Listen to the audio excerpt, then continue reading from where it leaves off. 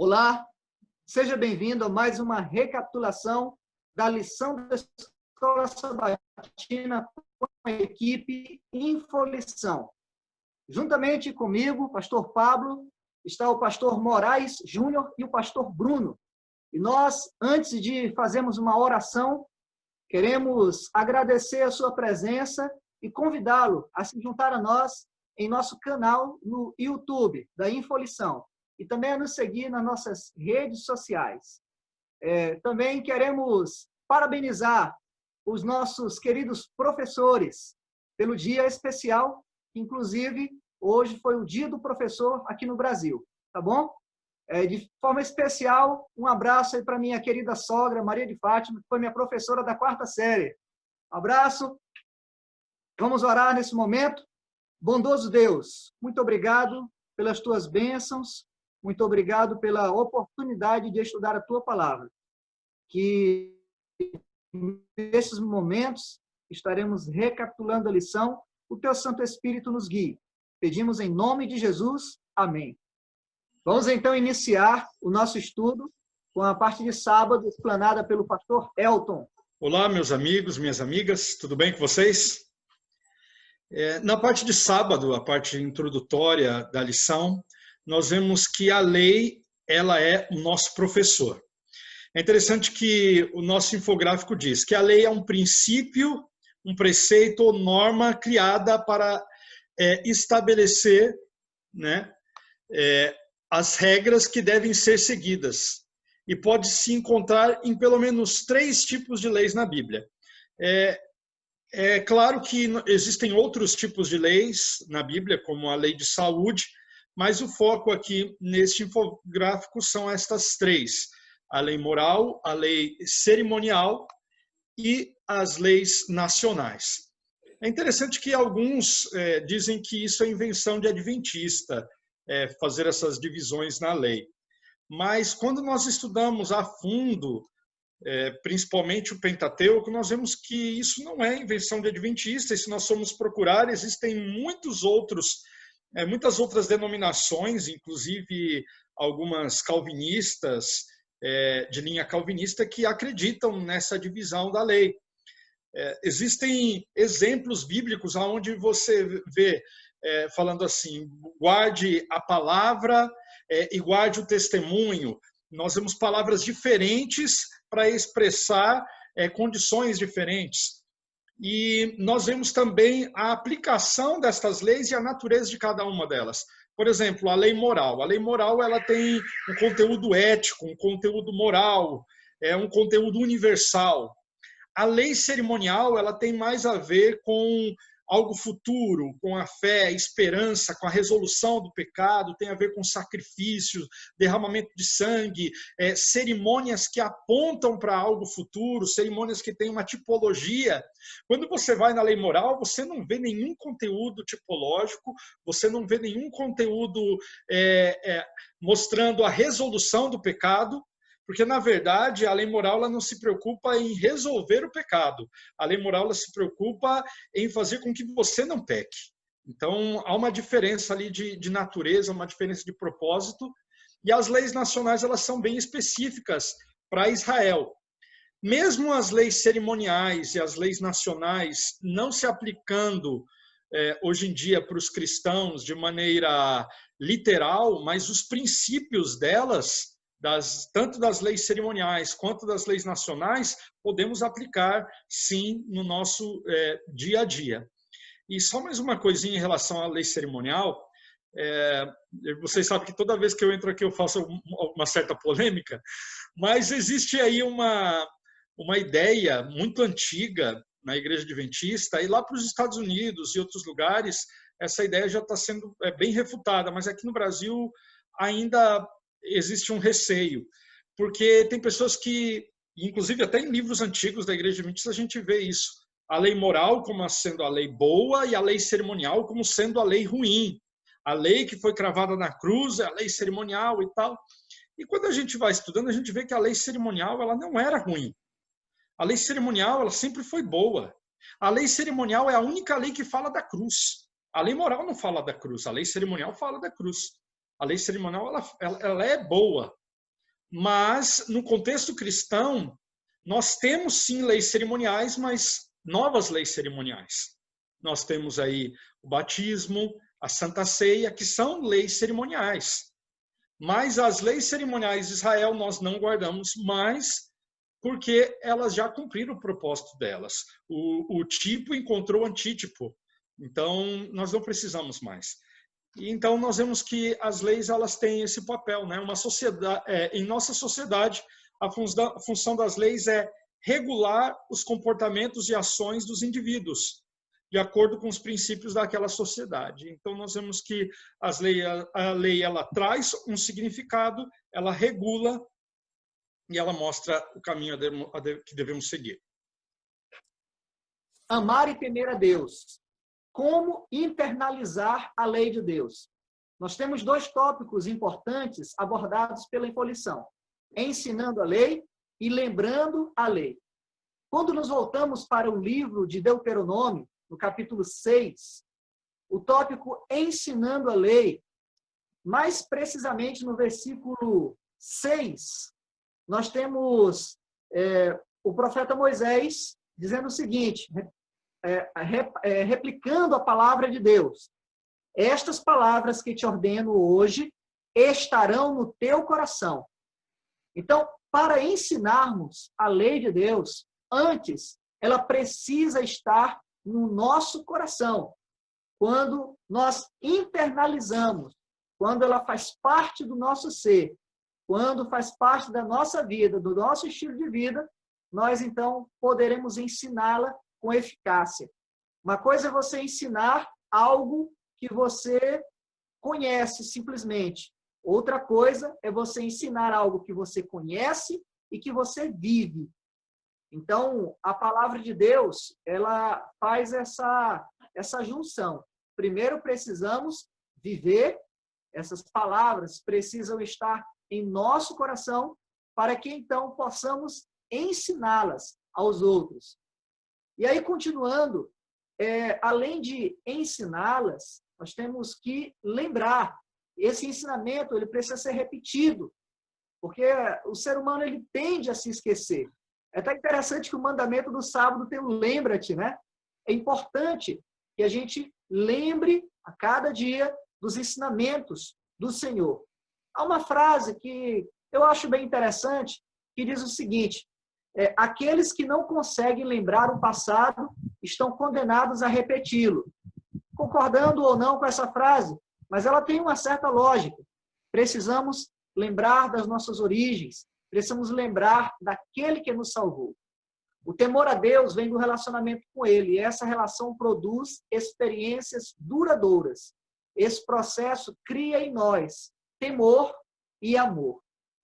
Temer a Deus, na verdade, é amá-lo, é ter respeito por suas leis, é internalizá-las, é tê-las em nosso coração, vivê-las, para assim poder ensinar aos outros. Continuando então nosso estudo, nosso amigo pastor Bruno. Tudo bem, gente? Espero que vocês estejam bem. Bem, eu vou continuar aqui numa linha parecida. Vocês estão vendo aí, a gente está aqui no nosso infográfico comentando que haviam predicações, né?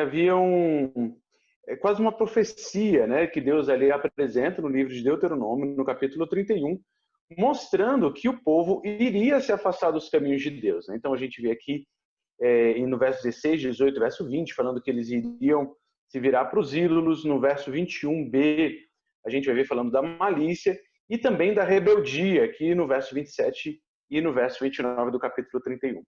O que eu acho interessante do capítulo 31 é porque tanto Deus como Moisés, eles vão considerar a realidade, trazendo um pouquinho aqui no contexto educacional, né, no contexto até escolar, a gente pode dizer assim, Deus e Moisés, eles não vão falar de uma realidade abstrata, como se tudo que existisse fosse ali talvez na sala de aula, né?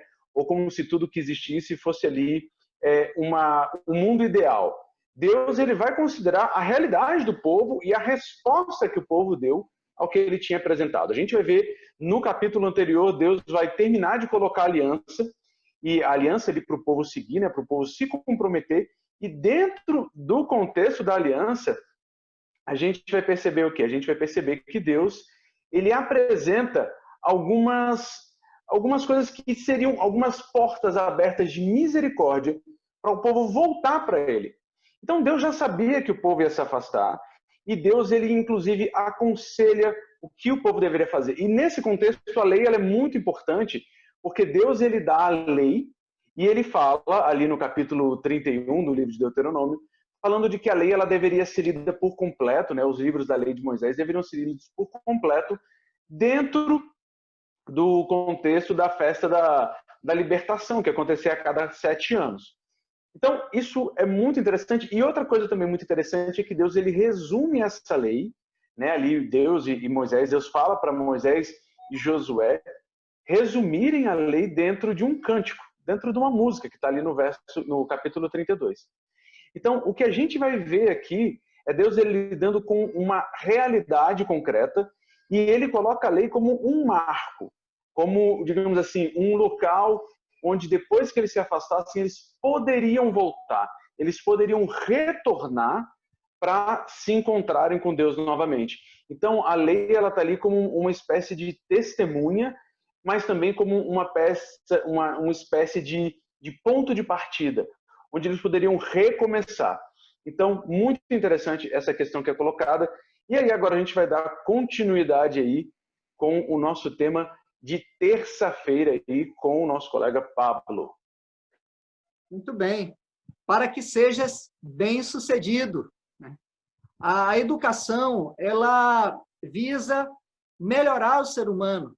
A educação, ela nos civiliza, ela nos torna realmente mais semelhantes ao ideal para o qual Deus nos criou. A educação ela é muito importante porque ela eleva o nosso potencial, ela nos destrava. E a lei de Deus, ela entra justamente aí nessa questão educativa. Quando nós guardamos, pelo poder do Espírito Santo, a lei de Deus, nós temos um convívio muito melhor com Deus e com o nosso próximo. É muito interessante porque o Senhor Jesus, ele resumiu os 10 mandamentos em 2. Amar a Deus, acima de todas as coisas, e o próximo como a si mesmo. Os mandamentos são princípios de convívio social e espiritual. Eles simplificam, em poucas palavras, os direitos e deveres do ser humano com o seu relacionamento. Ora, os 4 primeiros mandamentos, não ter outros deuses diante de si, não adorar imagem de escultura, não tomar o nome de Deus em vão, santificar o dia de sábado, a ter um dia inteiro somente para Deus, somente para atividades espirituais.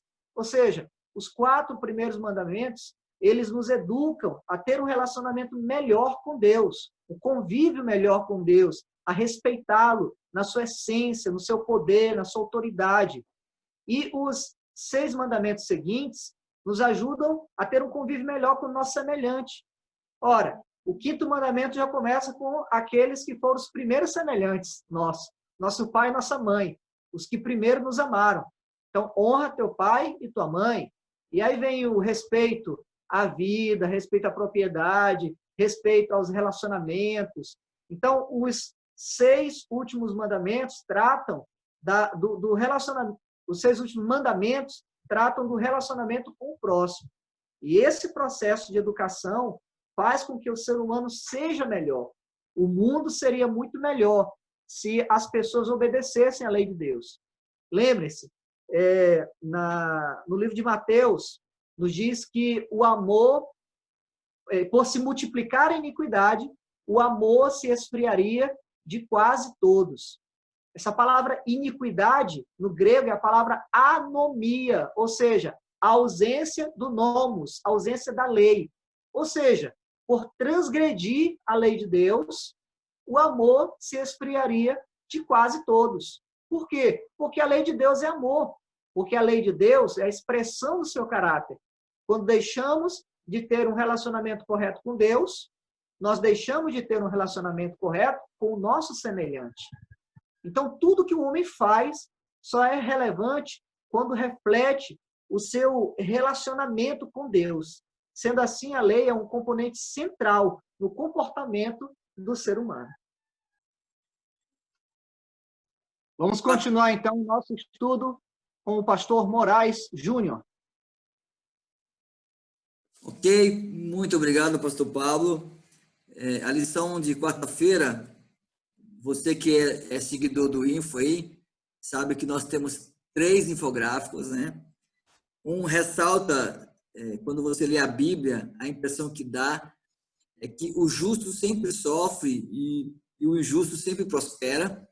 Essa é a impressão que dá, e realmente esse mal de Asaf, que Asaf cita no Salmo 73, ele está presente até nos dias de hoje. É muito comum você ver pessoas boas sofrerem e pessoas más prosperarem.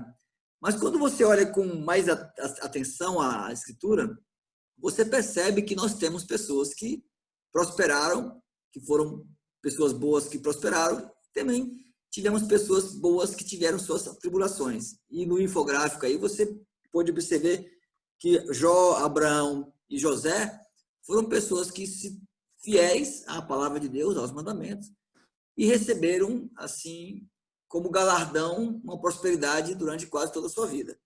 Por outro lado, nós temos pessoas que foram fiéis e também tiveram as suas tribulações, como é o caso de Abel, Elias e João. Eu escolhi Jó para ser o info principal, porque Jó trata de 3 prosperidades. É comum, quando nós falamos a palavra prosperidade, sempre lembrarmos da conta corrente, de um carro, de uma casa. Mas o livro de Jó, quando você lê o livro de Jó, você percebe que a Bíblia ressalta 3 prosperidades e a Bíblia coloca na ordem de importância. Ele era um homem justo, né, temente a Deus e que se desviava do mal. Era uma prosperidade espiritual. Ele tinha esposa e tinha mais filhos homens do que filhas mulheres, que na época refletia uma riqueza familiar. Você ter mais homens era mais importante. Mas Jó, ele tinha uma família que era estruturada e organizada. Eles tinham uma escala de festas, eles eram reverentes, e após as festas ele fazia seus cultos. Então, ele tinha essa prosperidade familiar. E por último, a Bíblia coloca lá em Jó, por último, a prosperidade material, a riqueza que ele tinha em bens. Satanás, ele começa a atacar na ordem decrescente. Ele começa a atingir a riqueza material de Jó, depois ele tenta atingir a riqueza familiar, mas aquela riqueza principal que o diabo não pode atingir, que Deus colocou sobre 7 chaves, que é a riqueza, a prosperidade espiritual. Então, Jó, é muito bom saber que de todas as riquezas que o diabo pode nos roubar, ele não tem acesso, que é a nossa riqueza espiritual, a nossa lealdade. O diabo pode tirar meu carro, minha casa, até um familiar meu, mas ele não pode tocar naquilo que Deus não permitiu, que é a minha lealdade a ele, a minha fidelidade a Deus. Eu concluo dizendo que Jó nunca foi pobre. Ele nunca foi um indivíduo pobre, porque o que ele fez, das 3 prosperidades, das 3 riquezas que ele tinha, ele apenas perdeu 2 que não eram de tão importância.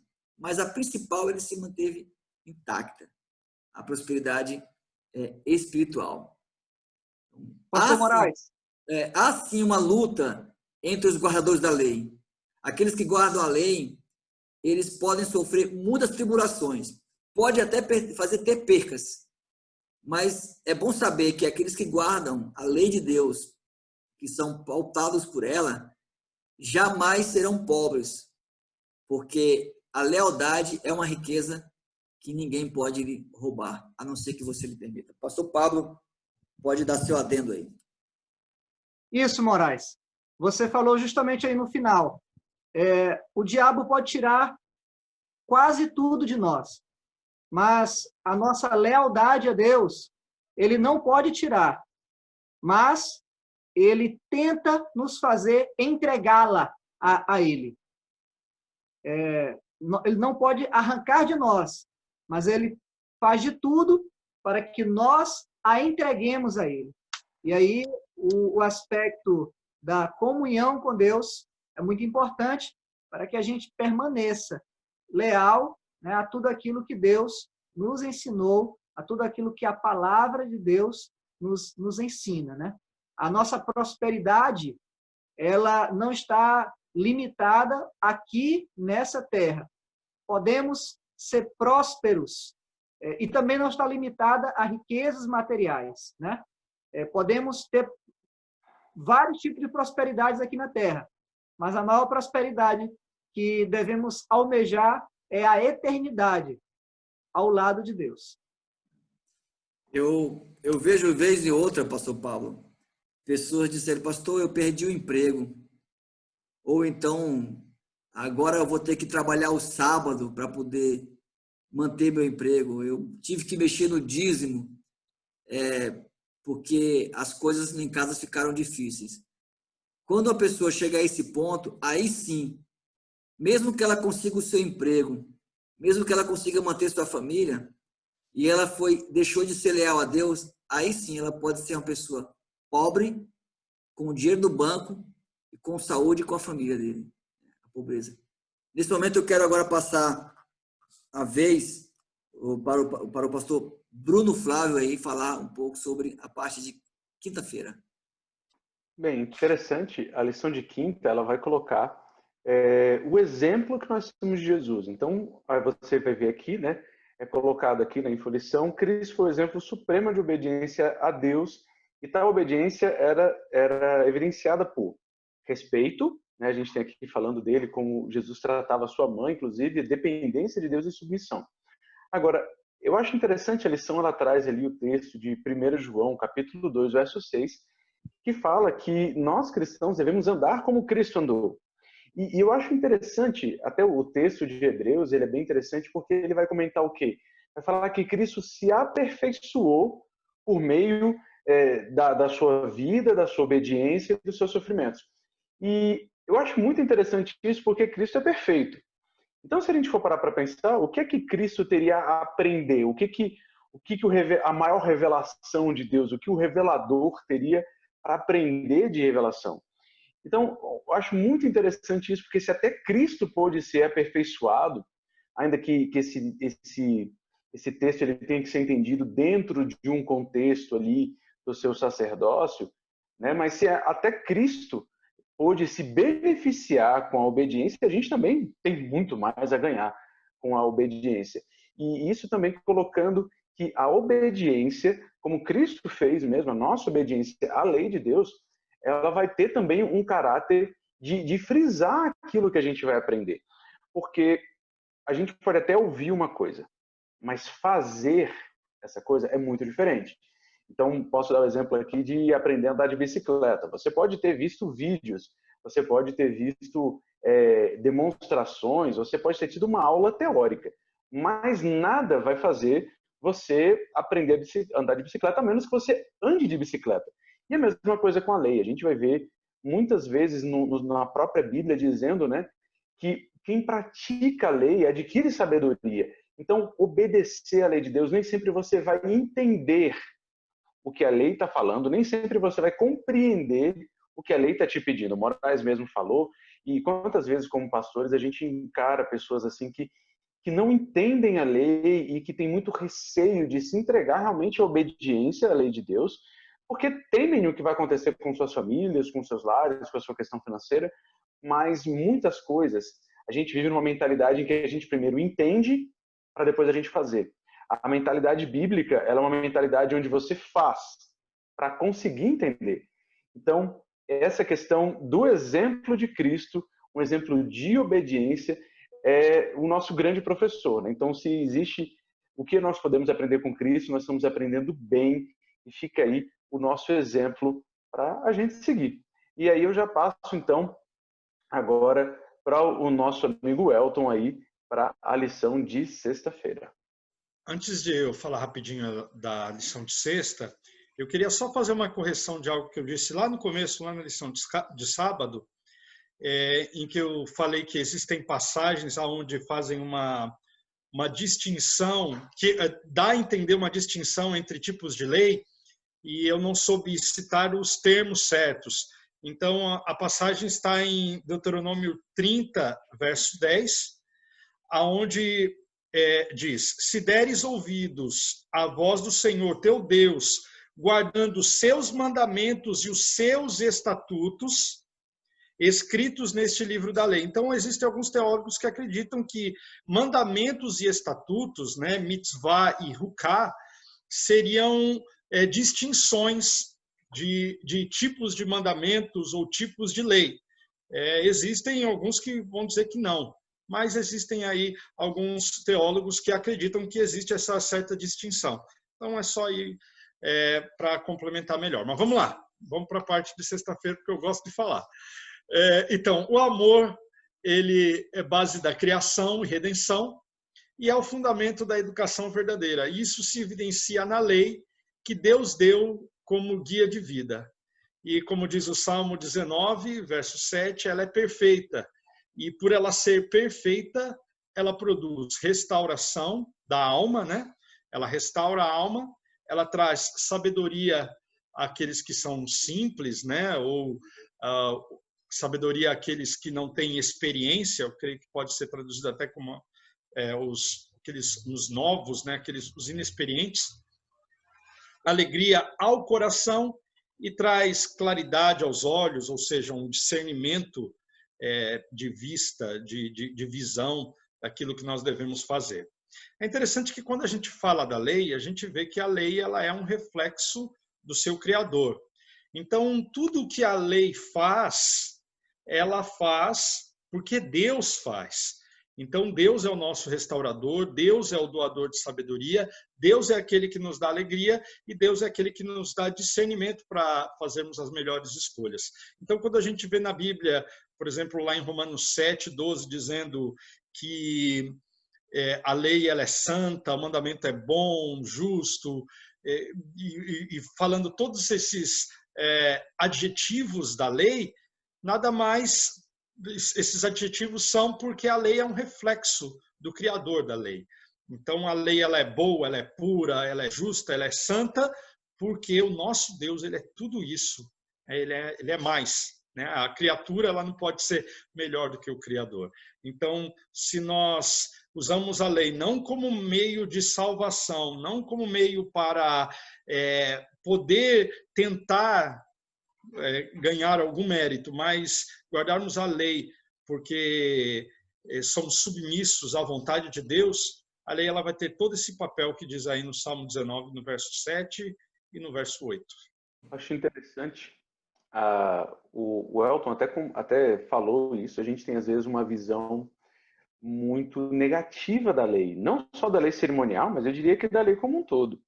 Nós adventistas às vezes ficamos meio no pêndulo, né? A gente vai de um lado para o outro, né? Vai do lado do legalismo, às vezes para o lado quase de falar que a lei ela não é importante. E acho muito interessante a lição dessa semana, ela fala da lei, da sua função como lei, né? Da função pedagógica da lei, né? A gente até conversando, né? O Moraes até citou, né? Falando a lei como um aio, né? A lei como um pedagogo, né? Um paidagogos. Então, eu acho muito interessante porque a lei ela vai mostrar para a gente o que é certo e o que é errado. Então, é uma função realmente educacional que a gente pode ver e uma educação transformadora como a educação bíblica. O Salmo 19 fala da lei, mas essa lei que ele se refere, que dá sabedoria aos simples, restaura a alma, dá claridade aos olhos, alegria ao coração, é a lei do 10 mandamentos? A lei de Deus como um todo, ela é um reflexo. Mesmo as leis civis que não são mais aplicadas, ou algumas leis de saúde, ou algumas leis de pureza, que a gente não pratica mais, que elas já cumpriram o seu propósito, elas mesmo assim vão ajudar a gente, como o Elton mesmo disse, a enxergar o verdadeiro caráter de Deus, né? Então, toda a lei, inclusive a cerimonial, ela vai ajudar a gente a entender melhor o caráter de Deus, a gente vai entender melhor quem Deus é e como Deus age. E aí vem essa coisa, né? A clareza aos olhos, né? A gente enxergar melhor, lâmpada para os pés, entre outras coisas. Eu quero só finalizar dizendo o seguinte, que o ser humano ele tem a tendência natural de criar leis que beneficiem a si mesmo, em detrimento do direito do próximo. Mas as leis de Deus, elas trazem harmonia para o universo e elas, de forma didática, nos ensinam a viver melhor uns com os outros e a ter um relacionamento correto com ele. As leis de Deus, elas não servem necessariamente para beneficiar a Deus, mas as suas leis, elas são criadas, elas são feitas para beneficiar as suas criaturas. A lei de Deus, ela é a nossa professora, né? Tanto os 10 mandamentos, quanto qualquer outra ordenança que Deus tenha criado na sua palavra, toda a sua palavra, ela serve como professora, porque ela nos ajuda a viver melhor, a viver com mais liberdade, a viver com mais segurança, a viver mais feliz. Esse é o processo educativo da lei. Deus, que é legislador em favor das suas criaturas. Ok. Queremos agradecer aí a sua companhia. Mais uma vez, queremos aí agradecer a nossa aquisição nova aí, o Bruno Flávio, por ter nos acompanhado. A gente quer agradecer a equipe.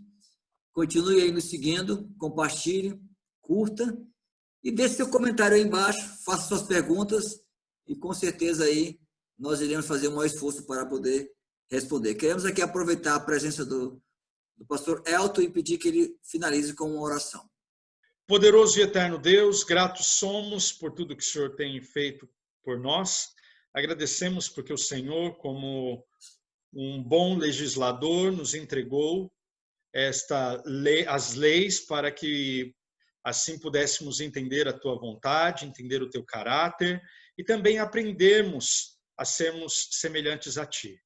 Querido Deus, nos dê sabedoria para usarmos a lei para os propósitos certos, da maneira certa e ensiná-la também com a abordagem correta. Abençoe cada um de nós. Em nome de Jesus nós oramos. Amém.